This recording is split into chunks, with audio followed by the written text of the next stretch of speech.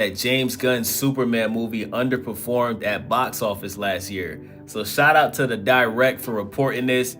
Netflix's CEO Ted Sarandos has given new insight into Superman's digital release rollout. The 2025 superhero film was the first major release in James Gunn and Peter Safran's new Dceu at DC Studios. The movie came amid a crowded year for superhero films and amid mutterings of superhero fatigue, placing Superman in a precarious position at the box office. In the end, Superman performed modestly, earning just over $600 million, though not quite as high as previous installments such as Zack Snyder's Man of Steel.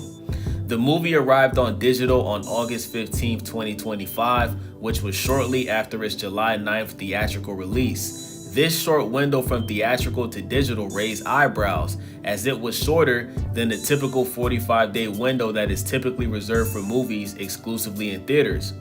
The reason has since been revealed by Sarandos during a Senate hearing regarding Netflix's potential acquisition of Warner Bros.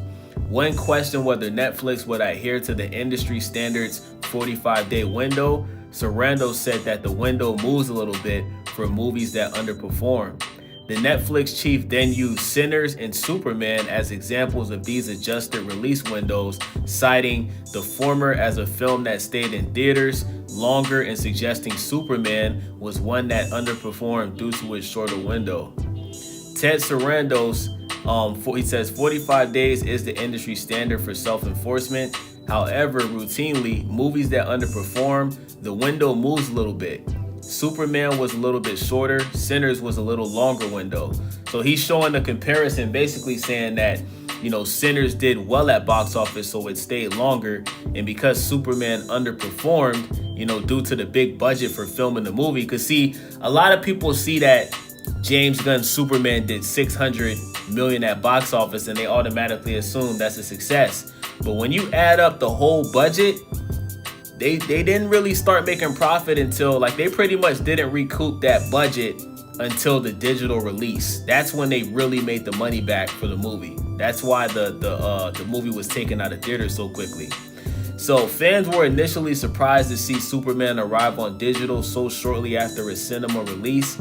At the time, director James Gunn seemed to suggest the reason was because of Peacemaker Season 2 August release.